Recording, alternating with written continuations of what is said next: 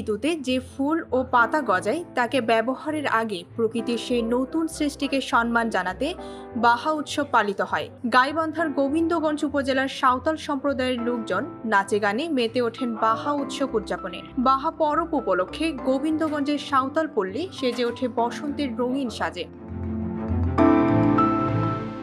উপজেলার কামদিয়া ইউনিয়নের তল্লাপাড়া গ্রামে Seventh Day Adventist Pre Seminary School প্রাঙ্গণে European Union, Free Press Unlimited এবং আর্টিকেল 19 এর সহযোগিতায় ও স্থানীয় একটি সংগঠনের আয়োজনে বাহা পরব বা বসন্ত উৎসব উদযাপন করেন সাঁওতালরা। দিনভর ধর্মীয় পূজা অর্চনা ও সাঁওতাল সাংস্কৃতিক সংগঠনের পরিবেশনায় মনোমুগ্ধকর সাংস্কৃতিক অনুষ্ঠানে সাঁওতাল নারী, পুরুষ ও কিশোরীরা অংশগ্রহণ করেন।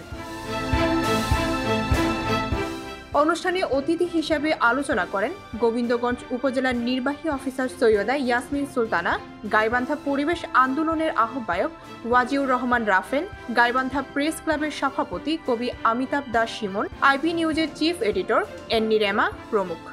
এতে সভাপতিত্ব করেন বাহা পরব উদযাপন কমিটির আহ্বায়ক জেমস সরেন। ডেস্ক রিপোর্ট, ভোরের পাতা।